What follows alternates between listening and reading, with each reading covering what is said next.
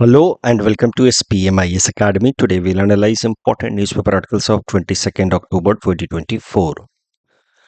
Please note you can download the PDF version of today's newspaper analysis by clicking the link given in the comment section.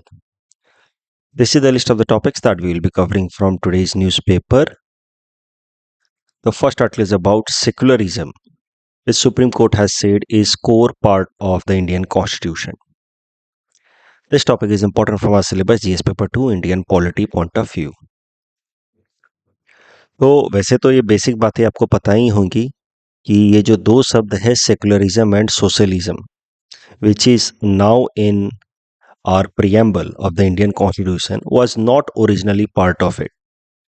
These two words were inserted in the preamble as a result of 42nd Amendment Act brought in 1976 during the emergency period imposed by Prime Minister Indira Gandhi जी. उसके अलावा एक fact और देख लीजिए, ये socialism, ये जो socialist and secular word है ये तो ऐड किया ही गया था. तो ओरिजिनली जो 26 नवंबर 1949 को कॉन्स्टिट्यूशन अडॉप्ट किया गया था उसमें हमारा प्रियम्बल कुछ ऐसा था: we the people of India having solemnly resolve to constitute India into sovereign democratic republic. दो शब्द और ऐड कर दिए गए, सोशलिस्ट सेकुलर भी ऐड कर दिए गए. उसके अलावा एक और चेंज किया गया था 42nd अमेंडमेंट एक्ट में, और वो था यूनिटी के साथ साथ इंटीग्रिटी ऑफ द नेशन भी ऐड कर दिया गया. यहां पे देखिए ओरिजिनल प्रियम्बल में fraternity assuring dignity of the individual and unity of the nation, यहां पे यूनिटी के साथ साथ इंटीग्रिटी ऑफ द नेशन भी ऐड कर दिया गया. इंटीग्रिटी कहीं ना कहीं टेरिटोरियल कॉन्टेक्स्ट में है कि देश की हमारी जो भी टेरिटरी है वो डिवाइड नहीं की जा सकती अंडर एनी सर्कमस्टांसेस. तो कहीं ना कहीं ये जो इंटीग्रिटी शब्द है जो ऐड किया गया प्रियम्बल में, वो जो सेक्सेशनिस्ट फोर्सेस हैं, जैसे आजकल खालिस्तानी बहुत प्रोएक्टिव हो रहे हैं वापस से, और उसका इम्पैक्ट सीधा सीधा इंडिया कनाडा रिलेशंस पे भी दिख रहा है. इसको हम लोग वैसे तो पहले डिस्कस कर ही चुके हैं. जस्टिन ट्रूडो ने हाल फिलहाल में जो कंट्रोवर्सी क्रिएट की है, एक बार फिर से देखेंगे.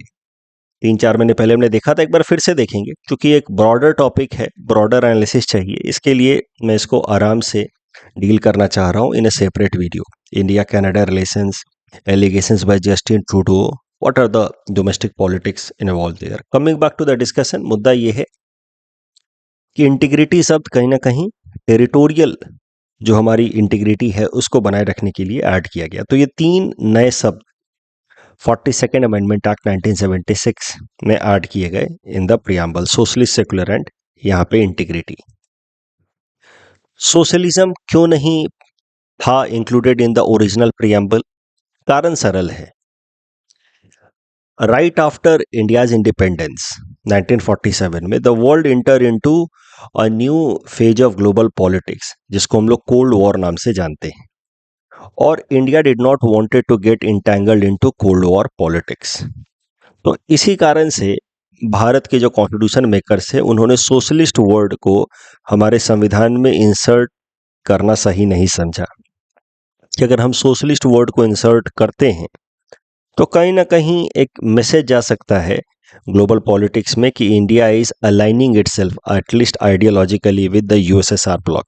While India was following non-alignment movement, it wanted to maintain its autonomy and did not wanted to get aligned with any of the power blocks during the Cold War, either US or USSR bloc. So that was the main reason. उसके अलावा of course जो socialism के ideas prevalent थे world में उस time में, Marxist idea of socialism, Bharat उस socialism को नहीं फॉलो करना चाहता था. Indian socialism is slightly different. तो जो मार्क्सिस्ट सोशलिज्म है या माओइस्ट सोशलिज्म है, दे आर अग्रेसिव, उसमें कहीं ना कहीं वॉयलेंस का भी जस्टिफिकेशन है. जबकि Indian socialism is guided by Nehruvian या गांधीयन प्रिंसिपल्स.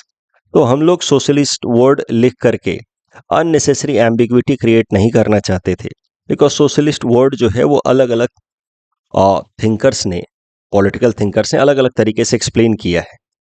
तो इसी कारण से सोशलिस्ट वर्ड का अलग अलग मीनिंग निकल करके आता है and it is open to interpretation. जैसे मार्क्सिज्म या माओइज्म में socialism will also implicitly promote the idea of violence which India never wanted. तो इस कारण से हमने सोशलिस्ट वर्ड को हमारे प्रियम्बल में इंसर्ट करना सही नहीं समझा इन द बिगिनिंग। लेकिन अगर ध्यान से देखें तो राइट सिंस बिगिनिंग जो डीपीएसपी है हमारा part 4 of the Indian constitution, उसमें जो भी गाइडलाइंस दिए गए हैं to the state as the mandate for the state कि उनको क्या क्या करना है बाय द कॉन्स्टिट्यूशन मेकर्स, उन डीपीएसपी को अगर सेग्रीगेट करके देखा जाए तो essentially these are three principles, liberal principles, Gandhian principles and socialist principles. The point is के socialist spirit was already there in the constitution. It could be seen in DPSP part 4, yet our constitution makers avoided using word socialism in our original constitution, reason being it could be misinterpreted, it could lead or embroil India into Cold War dynamics which we did not want it. But बाद में 1976 तक हमारी जो प्रधानमंत्री इंदिरा गांधी जी थी उन्होंने कहा कि why should India be worried about what is the global definition of socialism? Why cannot we have our own definition of socialism and write it in our own preamble? कि this is our definition of socialism and we are going to follow this definition and write it in our own preamble. And this is how socialist word was attached to the Indian preamble. अभी allegations ये भी हैं कि इंदिरा गांधी के time तक सी became more and more pro USSR. That is why she inserted the socialist word in the preamble, but that's a separate set of allegations at all. वो हमें exam perspective से नहीं लिखना है, हमें लिखना है कि द प्राइम मिनिस्टर बिलीव्ड कि India could have its own definition of socialism and that definition of socialism should be used to frame policies for India and that could be mentioned in our Indian preamble also as part of the constitution. तो इस तरीके से फिर socialism word आया Indian constitution में as part of the preamble. Same is true for secularism, क्योंकि जो western concept of secularism है it believes in mutual exclusion, या दूसरे शब्दों में कहें तो water tight separation between religion and state. ये तो आपने बेसिक पॉलिटी में जरूर पढ़ा होगा कि the state does not interfere into religious matters and whenever state interacts with its citizen it does not consider them as a member of any particular religion.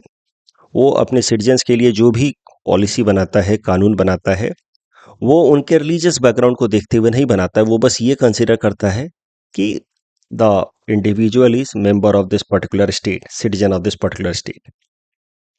तो कहीं ना कहीं जो वेस्टर्न सेकुलरिज्म है वो रिलीजन और स्टेट को पूरी तरीके से एक्सक्लूड करता है, और इसी कारण से इस कॉन्सेप्ट को कहा जाता है negative concept, where state is not expected to play role in religious matters and vice versa. Religion is not expected to play role in the matter of the states, and that is why the Western secularism we discussed in PSIR class. I hope you PSI students are able to recall कि जो Treaty of Westphalia था 1648 that laid basis for Western secularism, that became basis for sovereignty also, because if the state cannot play a role in religious matters, likewise the religious institutions could not play a role in the matter of the states, and that laid basis for sovereignty of the state कि now religious institutions, the church and all, will not interfere into the decision making of the state, and that laid basis for sovereignty. The state and the political institutions of the state actually became or started practicing sovereignty. Coming back to the discussion, Western secularism was different, and world over this understanding of secularism was being followed at the time of independence. जब भारत ने अपना constitution adopt किया तो हमने इसी कारण से ये सेकुलर वर्ड को अडॉप्ट करना अवॉइड किया, क्योंकि भारत की या भारत के जो पॉलिटिकल लीडर्स थे दे डिड नॉट वांट कि पॉलिटिकल इंस्टीट्यूशंस और रिलीजियस इंस्टीट्यूशन आपस में पूरी तरीके से एक्सक्लूडेड हो जाए।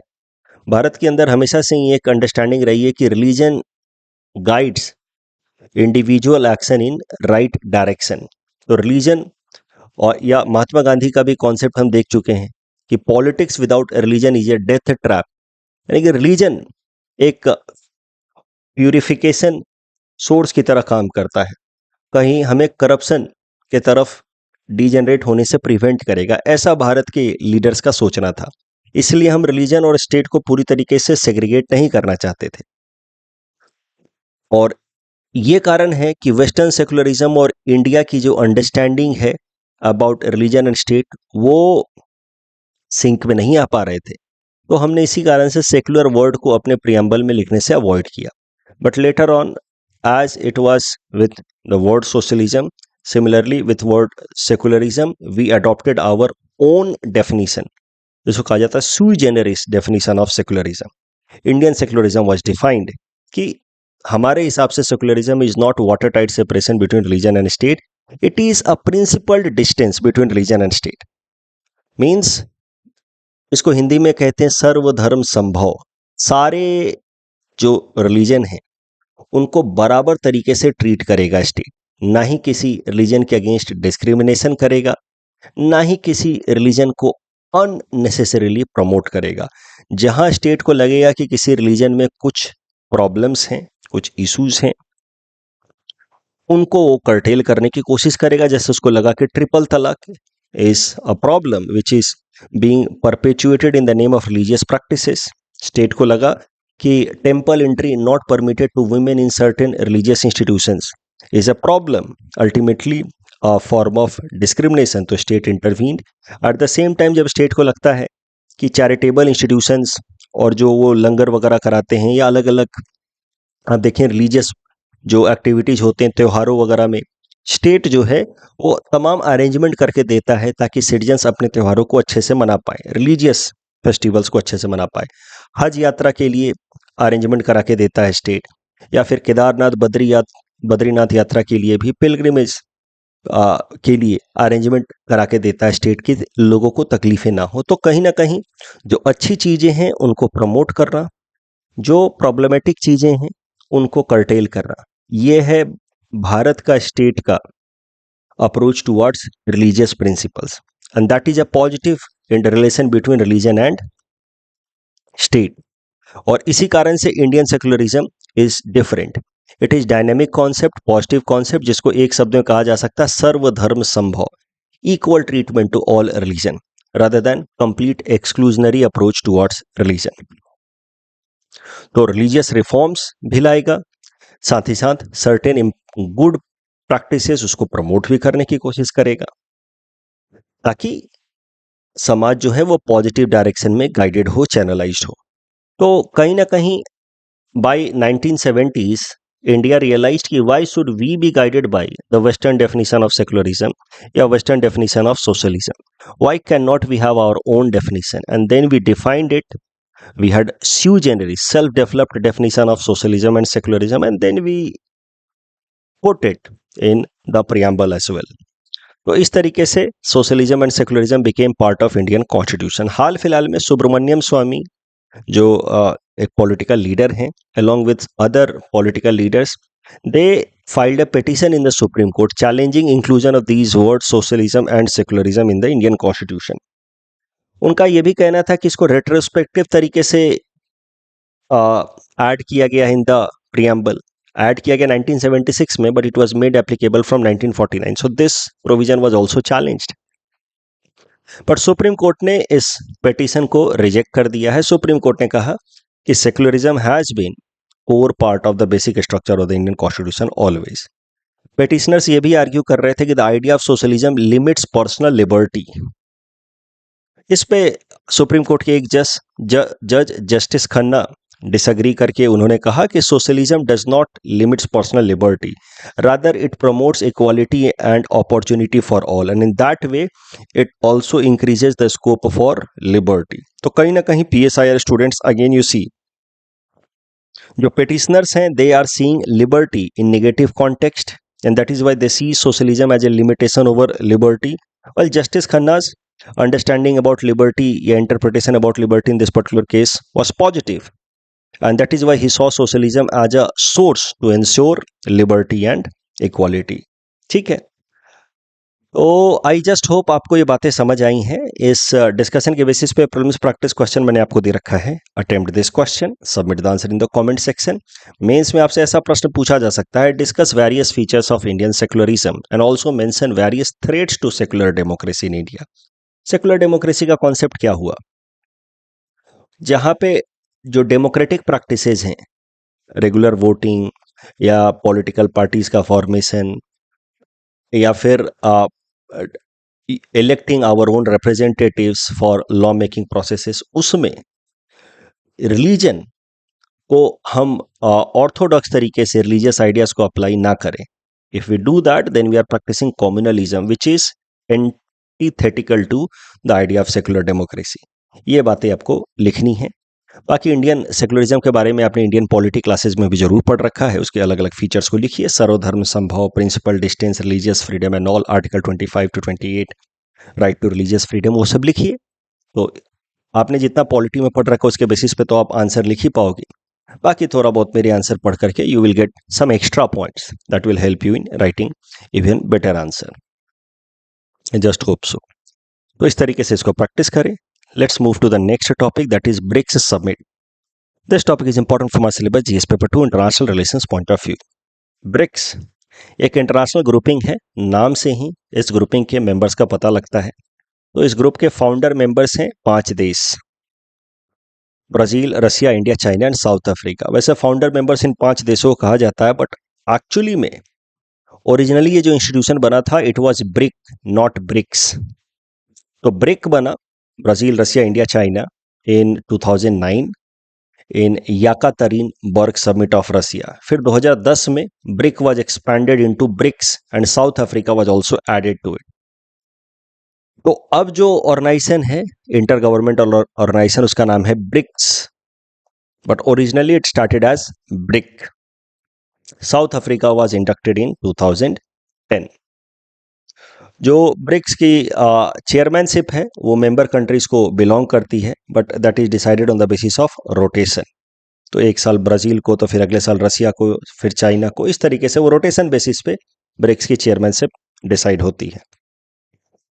एक बार अगर ब्रिक्स की टाइमलाइन देखें तो as I told you, in 2009 the first summit was held, but it was comprising of only 4 countries: Brazil, Russia, India and China. The venue was Yekaterinburg, Russia. In 2010 at Brasilia, Brazil, South Africa was also inducted and that expanded BRIC into BRICS. 2014, वैसे तो हर साल summit होते रहते हैं, but 2014 वाला summit काफी important था. That was held in Fortaleza, Brazil. तो इसको थोड़ा याद रखिएगा. देखिए 2014 में ब्रिक्स समिट जो हुआ इन फोर्टेलेजा, ब्राजील, वहां पे 2 महत्वपूर्ण इंस्टीट्यूशंस बनाए गए या 2 महत्वपूर्ण अरेंजमेंट विद इन ब्रिक्स किए गए. न्यू डेवलपमेंट बैंक, जिसको कभी कभार ब्रिक्स बैंक भी कहा जाता है, वो बनाया गया with headquarter in Shanghai, China. और दूसरा बनाया गया contingency reserve arrangement within the BRICS itself. ये जो न्यू डेवलपमेंट बैंक है, it was created as an alternative to World Bank and contingency reserve arrangement was created as an alternative to IMF, International Monetary Fund. जिनको भी मैं economics पढ़ा चुका हूं, by the end मैं आपको बताता हूं about Bretton Woods conference that was called by the US in 1944 and that led to creation of 2 institutions, IMF and World Bank. World Bank was created in order to give developmental loans to the poor and developing countries and that too at a very concessional rate. इसको soft loan कहते हैं. While IMF was created with the intention of helping the countries facing BOP crisis. But वहीं पे हम लोग ये भी पढ़ते हैं कि यूएस के पास वोटिंग राइट्स लगभग 16% के आसपास है इन दोनों इंस्टीट्यूशंस के अंदर, and that technically gives US a veto power in these 2 institutions. और कहीं ना कहीं IMF और वर्ल्ड बैंक का इस्तेमाल करता है US as a tool in global order to further its interest. जो देश यूएस की बात मानते हैं, कहीं ना कहीं उन्हीं को बस मदद मिलती है वर्ल्ड बैंक या IMF के तरफ से. तो देख करके तो लगता है कि IMF and World Bank are independent institutions created for mobilizing global finance, और वर्ल्ड इकोनॉमी को सपोर्ट करने के लिए बनाया गया है। Collectively they are known as Bretton Wood twins. But कहीं ना कहीं उनका क्रिटिसिज्म तो है ही कि they are used as a political tool by the US in order to further its interest in global order, global politics. और इसी कारण से नाउ आईएमएफ और वर्ल्ड बैंक के ऑल्टरनेटिव्स को डेवलप करने की कोशिश की जा रही है। और उसी अटेम्प्ट में फिर वर्ल्ड बैंक का ऑल्टरनेटिव क्रिएट किया गया है ब्रिक्स प्लेटफॉर्म पे, न्यू डेवलपमेंट बैंक। और आईएमएफ का ऑल्टरनेटिव क्रिएट किया गया है ब्रिक्स प्लेटफॉर्म पे इन the form of contingency reserve arrangement. अगर न्यू डेवलपमेंट बैंक की बात की जाए तो उसमें इनिशियल कैपिटल डाला गया है $50 बिलियन का। हर एक मेंबर कंट्री, जो फाउंडर मेंबर कंट्री, उन्होंने 10-10 बिलियन डॉलर इन्फ्यूज किया है। और ये फंड का इस्तेमाल किया जाएगा फॉर प्रमोटिंग डेवलपमेंट, यानी कि पॉवर्टी एलिविएशन या एम्प्लॉयमेंट जनरेशन प्रोग्राम्स के लिए इस्तेमाल किया जाएगा। New development Bank alternative to World Bank. और चूंकि सारे देश ने बराबर बराबर कंट्रीब्यूशन किया है, इसलिए यहाँ पे प्रिंसिपल फॉलो होगा, वन कंट्री वन वोट। तो इस कारण से जो वर्ल्ड बैंक की समस्या थी, disproportionately giving more power to US, वो वाली समस्या न्यू डेवलपमेंट बैंक में नहीं होगी। साथ ही साथ इन ब्रिक्स कंट्रीज ने मिलकर के एक अलग से फंड बनाया है, कंटिजेंसी रिजर्व अरेंजमेंट, CRA, जिसमें ब्राजील, रसिया और इंडिया ने $18 बिलियन इन्फ्यूज किए हैं। चाइना ने $41 बिलियन डाले हैं और साउथ अफ्रीका ने $5 बिलियन डाले हैं। टोटल ये $100 बिलियन का जो फंड है, इसका इस्तेमाल किया जाएगा in order to help the member countries of BRICS in case of BOP crisis, ताकि इन मेंबर कंट्रीज को IMF के पास ना जाना पड़े in case of BOP crisis. Because IMF कहीं ना कहीं उसके ऊपर उसके न्यूट्रल फंक्शनिंग पे क्वेश्चन है कि works in interest of the US. तो कहीं ना कहीं IMF ऐसे कंडीशंस डालेगा जिससे मेंबर कंट्रीज को नुकसान होगा और यूएस को फायदा होगा। तो हम ऐसी चीजें नहीं चाहते हैं, and that is why at BRICS platform we have created an alternative to IMF in the form of contingency reserve arrangement. तो ब्रिक्स का जो मुख्य गोल है वो है economic cooperation and limiting over dependency over the US as far as economic objectives are concerned। और उसी गोल को पूरा करते हुए Fortaleza summit in Brazil, that was 6th BRICS summit in 2014, वहां पे ये महत्वपूर्ण फैसले लिए गए। NDB, new development bank and contingency reserve arrangement बनाया गया। उसके अलावा BRICS also, apart from economic cooperation, it also aims at geo political cooperation, कि दुनिया में कोई भी देश इन ब्रिक्स कंट्रीज को डोमिनेट ना करे, आपस में political cooperation for security measures and all हम लोग फॉलो करने की कोशिश करते हैं। बट इंटरनल डिफरेंसेस तो हैं ही, जैसे इंडिया का चाइना के साथ एक डिफरेंस है, तो इस कारण से जियो पॉलिटिकल कोऑपरेशन बिकम्स डिफिकल्ट। उसके अलावा कुछ और भी फ्यूचरिस्टिक एरियाज ऑफ कोऑपरेशन, जैसे स्विफ्ट पेमेंट सिस्टम।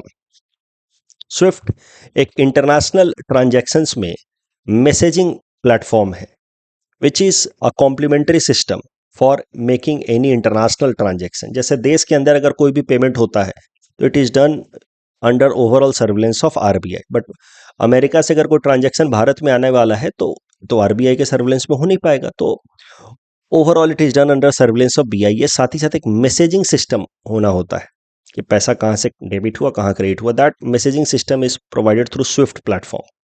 मैं शॉर्ट में इसलिए बता रहा हूँ क्योंकि स्विफ्ट के बारे में लगभग 2 महीने पहले हमने न्यूज़पेपर एनालिसिस में देखा था, फिर प्रीलिम्स क्रैश कोर्स में तो मैं रिवाइज कराऊंगा ही डिटेल में। तो स्विफ्ट बैन जब रसिया के ऊपर लगाया यूएस ने, जिससे रसिया का इंटरनेशनल ट्रांजैक्शन काफी हद तक फ्रीज हो गया, तो उसके बाद से these BRICS countries have been alarmed and they are looking forward to create parallel system for almost every financial instrument that US has created and dominates. तो उन financial instruments, global financial instrument जो भी US बनाया है और उसकी मदद से वो डोमिनेट करने की कोशिश करता है ग्लोबल ऑर्डर को, उन सब का पैरेलल बनाने की कोशिश की जा रही है थ्रू ब्रिक्स प्लेटफॉर्म। और उसी में स्विफ्ट पेमेंट सिस्टम के भी ऑल्टरनेटिव को क्रिएट करने की कोशिश चल रही है। That would be futuristic area of cooperation.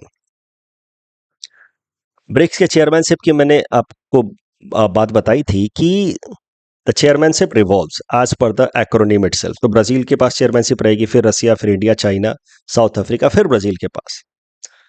2019 में ब्राजील के पास था, फिर 20 में रसिया, 21 में इंडिया, फिर 22 में चाइना एंड 23 में साउथ अफ्रीका। तो उस हिसाब से 24 की जो चेयरमैनशिप होनी चाहिए थी वो ब्राजील के पास आनी चाहिए थी, बट चूंकि 2024 का G20 प्रेसिडेंसी ब्राजील होल्ड कर रहा है, तो इस कारण से ब्राजील ने रसिया को रिक्वेस्ट किया कि 2024 में वो दोनों चीजें एक साथ नहीं मैनेज करना चाहता, ब्रिक्स भी और G20 भी।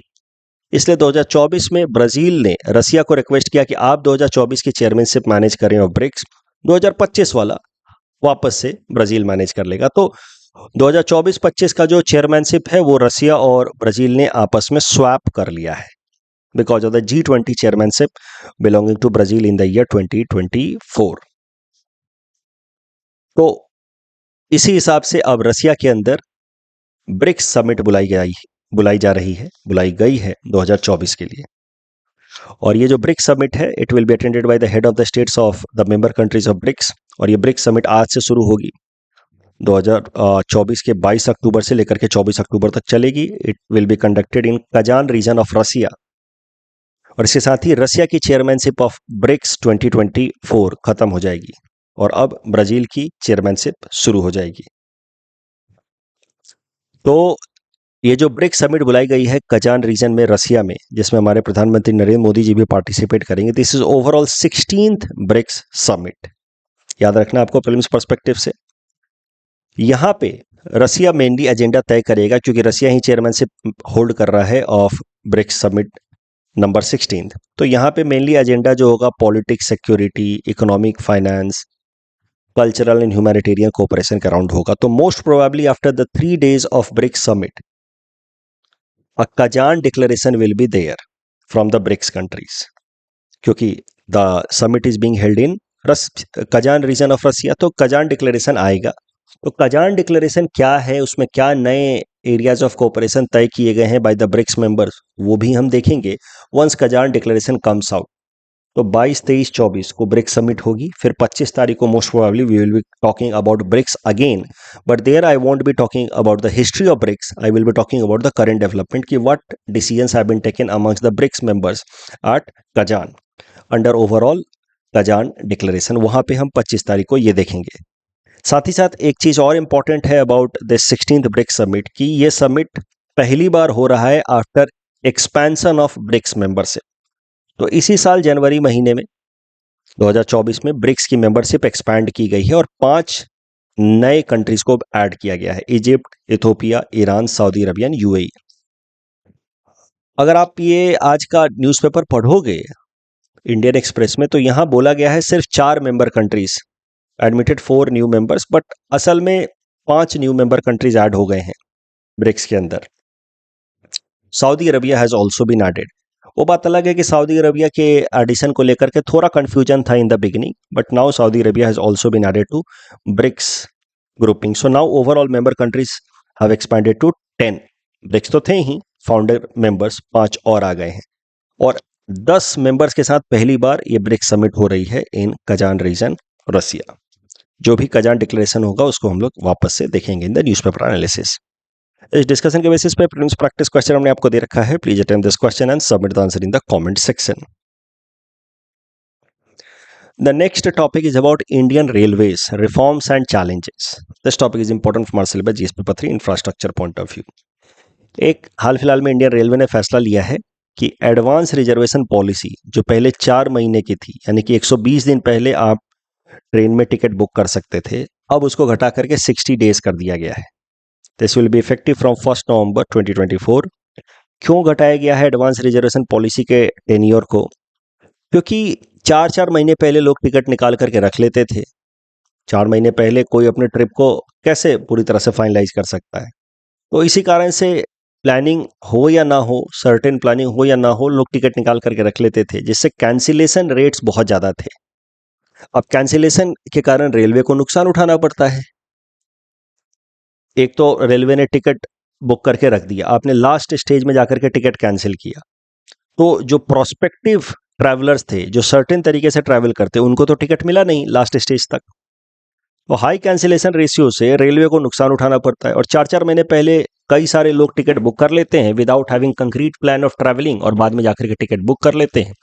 तो इस कारण से रेलवे को इकोनॉमिक लॉस उठाना पड़ रहा था। तो इसी कारण से रेलवे ने वो जो एडवांस रिजर्वेशन पॉलिसी का जो टाइम पीरियड है उसको घटा करके 60 डेज कर दिया है।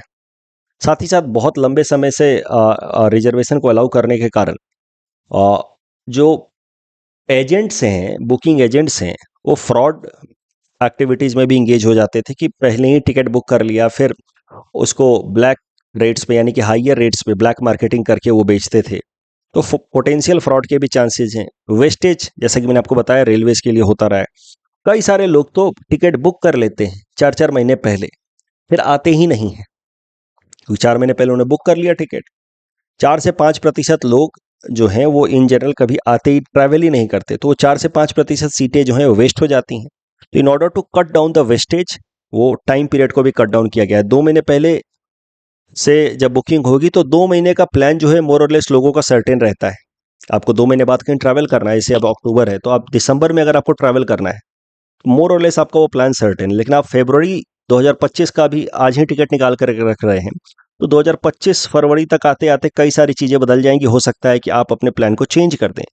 तो कैंसिलेशन रेट्स हाई हैं, कई सारे लोग तो कैंसिल नहीं करते बट ट्रैवल भी नहीं करते, तो that ultimately leads to wastage. उसके जगह पे कोई और ट्रैवल कर सकता था बट उसको सीटें नहीं मिलती हैं। तो इन सब चीज़ों को ध्यान में रखते हुए जो time period of advance booking है उसको रिड्यूस किया गया है। साथ ही साथ इंडियन रेलवे जो है हाल फिलहाल में चैलेंज फेस कर रहा है accidents. Accident in Chennai, Balasore, Andhra Pradesh, हाल फिलहाल में असम के अंदर भी एक्सीडेंट के केसेस देखने को मिले हैं।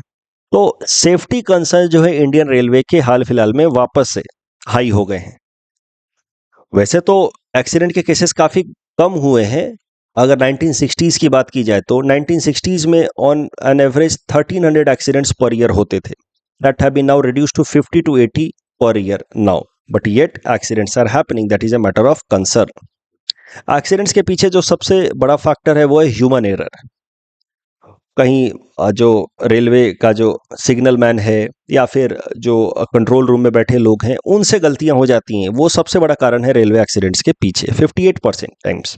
ये सब डेटा अगर आप याद रखेंगे तो आंसर राइटिंग में आपको मदद मिलेगी। तो human error accounts for 58% of the railway accidents, और 28% accidents are caused because of equipment failures. इन दोनों कारणों से होने वाले एक्सीडेंट को प्रिवेंट किया जा सकता है विद कवच सिस्टम। कवच सेफ्टी सिस्टम, कवच सेफ्टी सिस्टम जो है advanced train anti collision system है।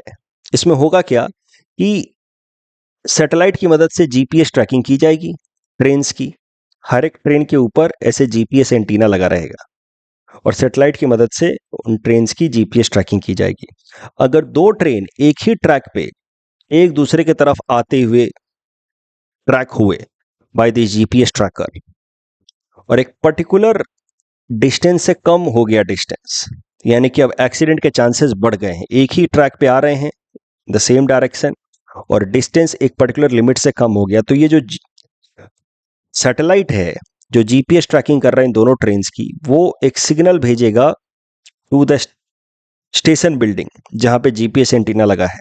वहां से ऑटोमेटिक एक इंस्ट्रक्शन जाएगा to the traffic collision avoidance system. इस ट्रैफिक कोलिजन अवॉइडेंस सिस्टम से फिर लोकल रेडियो एंटीना इस्तेमाल किया जाएगा बाय द इंडियन रेलवे, जहां से ऑटोमेटिक ब्रेक, बिना किसी ह्यूमन इंटरवेंशन के ऑटोमेटिक ब्रेक लगा दिया जाएगा विथ हेल्प ऑफ कवच system. So that is how कवच सेफ्टी सिस्टम विल वर्क। इसको अगर आप ध्यान से देख लें एग्जाम में, अगर इस डायग्राम को, मैप को बना पाए तो इट विल बी हेल्पफुल। तो Kavach safety system will prevent train collision by controlling speeds and automatically braking system. तो ये है futuristic solution to the rising accidents of Indian railway. But problem क्या है कि कवच का जो अभी रोल आउट है वो बहुत ही कम है, नेग्लिजिबल है। As per this article in the Hindu, only 1465 kilometre का रूट पे अभी कवच सिस्टम इनेबल किया गया है, which is only 2% of total railway routes, which is almost negligible. तो कवच को इनरोल करने में अभी काफी वक्त लगेगा। वक्त के साथ साथ जो दूसरा प्रॉब्लम इंडियन रेलवे फेस कर रहा है वो है मॉनेटरी कंस्ट्रेंट। पैसा नहीं है, बजटरी कंस्ट्रेंट, और जिस कारण से कवच इनरोलमेंट नहीं हो पा रहा है उतने फास्ट तरीके से, लैग में चल रहा है कवच का इनरोलमेंट। तो बजटरी प्रॉब्लम्स क्या है इंडियन रेलवे के, वो भी देखिए। High operating ratios, operating ratios क्या रिफ्लेक्ट करता है? देखिए, ऑपरेटिंग रेशियो अभी इंडियन रेलवे का है 98.2 रुपीज। इसका सरल सा मतलब ये है कि हर एक 100 रुपया जो इंडियन रेलवे अर्न करता है उसमें से 98.2 रुपीज वो खर्च कर देता है to run its operations. That is the meaning of operating ratios. तो यानी कि सिर्फ 1 रुपया 80 पैसा बचता है हर 100 रुपए में इंडियन रेलवे के पास। तो higher operating ratio means lower the efficiency. Operating ratio is the amount that railway spends for earning 100 rupees. तो हर एक 100 रुपया कमाने के लिए कितना रुपए खर्च करना पड़ता है, दैट इज ऑपरेटिंग रेशियो। तो 2024-25 में ऑपरेटिंग रेशियो इज 98.2 रुपीज, यानी कि हर एक 100 रुपया कमाने के लिए 98.2 रुपीज खर्च करना पड़ता है। तो प्रॉफिट में तो है, बट प्रॉफिट काफी स्लिम है। हर 100 रुपए में सिर्फ 1.8 रुपीज ही प्रॉफिट है। And that makes difficult for Indian Railway to balance the three things: affordability for the railway passengers, safety as well as its own profitability. अगर वो टिकट के दाम बढ़ाएगा तो अफोर्डेबिलिटी कॉम्प्रोमाइज होगी पैसेंजर्स की, बट जब तक दाम नहीं बढ़ाएगा तब तक अपनी प्रॉफिटेबिलिटी कैसे बढ़ा पाएगा? और अगर अपनी प्रॉफिटेबिलिटी नहीं बढ़ा पाएगा तो फिर कवच जैसे सेफ्टी मैकेनिज्म को कैसे इंप्लीमेंट करेगा और कैसे सेफ्टी ऑफ द पैसेंजर्स को इंश्योर करा पाएगा? तो this is the trilemma that Indian Railway is facing: affordability, its own profitability and safety of the passenger. दूसरा जो बजटरी इश्यूज है रेलवे का वो है because of the cross subsidy. देखिए, रेलवे के दो मेन सर्विसेज हैं, फ्रेट एंड पैसेंजर सर्विसेज। अभी पैसेंजर सर्विसेज घाटे में है, फ्रेट सर्विसेज फायदे में है। About 65% of the railway revenues come from the freight services. और फिर फ्रेट का जो पैसा है उसका इस्तेमाल किया जाता है पैसेंजर सर्विसेज को सब्सिडाइज करने में। तो कहीं ना कहीं पैसेंजर सर्विसेज जो रेलवे प्रोवाइड कर रहा है वो घाटे में जाकर के प्रोवाइड कर रहा है, और उस घाटे को मेकअप करने के लिए वो अपने फ्रेट सर्विसेज के प्रॉफिट सरप्लस का इस्तेमाल कर रहा है। तो जो रेलवे के टिकट के प्राइसेज हैं for passenger services, they do not reflect the market forces. कहीं ना कहीं उसको रिस्ट्रक्चर करने की जरूरत है। That is the problem faced by Indian railway. तो कहीं ना कहीं उसको पैसेंजर टिकट्स के दाम थोड़े से बढ़ाने होंगे if it has to make itself profitable. कम से कम मार्केट रेट्स को तो रिफ्लेक्ट करे। वो सब्सिडाइज कर रहा अपने फ्रेट के प्रॉफिटेबिलिटी से पैसेंजर सर्विसेज को। पैसेंजर सर्विसेज को कम से कम कट टू कट तो चलाए, कम से कम नो प्रॉफिट नो लॉस पे तो लेकर के आए, क्रॉस सब्सिडी तो ना करना पड़े। साथ ही साथ हाई रेवेन्यू एक्सपेंडिचर, रेलवे को कम से कम 76% अपने रेवेन्यू का खर्च करना पड़ता है टुवर्ड्स द सैलरी, पेंशन या ओवरऑल फ्यूल। तो रेवेन्यू एक्सपेंडिचर इतना ज़्यादा है कि वो इंफ्रास्ट्रक्चर अपग्रेडेशन पे फोकस नहीं कर पा रहा है। That is the another problem faced by Indian railway as far as its budget is concerned. इस डिस्कशन के बेसिस पे प्रीलिम्स प्रैक्टिस क्वेश्चन हमने आपको दे रखा है। Please attempt this question and submit the answer in the comment section. The next article is about प्रधानमंत्री भारतीय जन औषधि परियोजना। This topic is important for syllabus GS paper 3 Indian economy point of view. असल में आप इस टॉपिक का इस्तेमाल कर सकते हैं if any question is with respect to high out of pocket expenditure on health services. एक बार जरा देखते हैं यह है क्या, फिर मैं बताऊंगा कि मेंस में इसका कैसे इस्तेमाल हो सकता है। प्रधानमंत्री भारतीय जन औषधि परियोजना, इसको लॉन्च किया ministry of chemical and fertilizer ने under a campaign of government of India, Jan Aushadhi campaign. इसको इंप्लीमेंट करने वाली एजेंसी है BPPI, bureau of pharma PSU of India. इसके अंतर्गत क्या किया जाता है कि इस तरह के जन औषधि केंद्र खोले गए हैं बाय दिस BPPI। ये जन औषधि केंद्र में जो फार्मासिस्ट होते हैं उनको कहा जाता है स्वास्थ्य के सिपाही। उनको ट्रेनिंग दी गई है कि जब भी लोग आए दवाइयाँ खरीदने तो वो जो ब्रांडेड मेडिसिन हैं, महंगे मेडिसिन, उनका जेनेरिक सस्ता वर्जन आप उनको दें, ताकि हर वो मेडिसिन जिस पे 100-200 रुपए खर्च करने पड़ते लोगों को, वो 5-10 रुपए में मिल जाए। क्योंकि हर एक मेडिसिन, ब्रांडेड मेडिसिन जो होते हैं, जो यूरोप में या यूएस से बन करके आए हैं, जो कहीं ना कहीं पेटेंट प्रोटेक्टेड है, उनका कहीं ना कहीं जेनेरिक वर्जन भी अवेलेबल होता है इंडियन फार्मास्यूटिकल कंपनियों द्वारा बनाया गया। और जेनरिक वर्जन जो है काफ़ी चीप होता है। तो और लगभग थ्योरेपेटिक जो उसका इफिशियंसी होता है वो सेम होता है, मोर और लेस कॉम्पोजिशन सेम होते हैं। तो ये जो भारतीय जन औषधि केंद्र है, यहाँ के जो फार्मासिस्ट्स हैं उनको ट्रेन किया जाता है कि आप लोगों को बताएं कि देखिए आप जो दवाई लेने आए हैं ये ब्रांडेड मेडिसिन है, इस ये तो काफ़ी महंगा है लेकिन इसका जेनरिक वर्जन है जो सस्ता वर्जन है हमारे पास अवेलेबल है, आप उसको ले लें। तो भारतीय जन औषधि केंद्र में generic version of branded medicine provide की जाती है जिससे लोगों का जो खर्च है on medicine and surgical equipments वो काफ़ी कम हो जाता है और इससे जो आउट ऑफ पॉकेट एक्सपेंडिचर है ऑन हेल्थ सर्विसेज उसको रिड्यूस करने में मदद की जाती है because that out of pocket expenditure on health services is one of the biggest reason behind rising poverty. तो कहीं अगर हेल्थ एक्सपेंडिचर जो लोगों को अपने पास से देना पड़ता है आउट ऑफ पॉकेट उसको कम करने के लिए जो अटेम्प्ट्स हैं भारत सरकार द्वारा उसमें प्रधानमंत्री Jan Arogya Yojana, insurance facilities and all वो सब तो लिखेंगे ही, साथ ही साथ भारतीय जन औषधि परियोजना और उसके अंतर्गत जन औषधि केंद्र का भी जिक्र आप कर सकते हैं। जन औषधि केंद्र खोले जा सकते हैं बाय एनी स्टेट गवर्नमेंट और organisations, reputed NGO, trust, private hospitals. ठीक है, तो स्टेट गवर्नमेंट खोल सकती है या कोई भी और organisation which is reputed NGO, trust, private hospital, ये सब खोल सकते हैं। बट जन औषधि केंद्र में एक एम्प्लॉय कम से कम होना चाहिए जिसके पास बी फार्मा या डी फार्मा की डिग्री हो एज ए फार्मासिस्ट। न्यूज जो है वो काफ़ी इंपॉर्टेंट है नहीं कि इस साल 2024 में जन औषधि केंद्र का कलेक्टिव सेल 1000 करोड़ से भी ज़्यादा हो गया है। दैट शोज कि नाउ जन औषधि केंद्र आर बिकमिंग पॉपुलर। ये न्यूज़ बहुत ज़्यादा इंपॉर्टेंट है नहीं बट मैंने आपको बताया ताकि मेंस में कहीं पासिंग रेफरेंस में आप इस्तेमाल कर पाएँ और प्रीलिम्स में कहीं प्रश्न आ जाए तो आप उसको अटेम्प्ट कर पाएँ। निक्षय पोषण योजना पे जो प्रश्न था उसमें तीसरा स्टेटमेंट गलत है और कोई भी टीबी पेशेंट के लिए वो योजना है और third statement is wrong well first and second are true. Kala azar is protozoan disease तो second first statement is wrong, second is true और यहाँ पे both statement seems to be correct. So correct answer is option C. That's all from our side for today. Thanks for watching.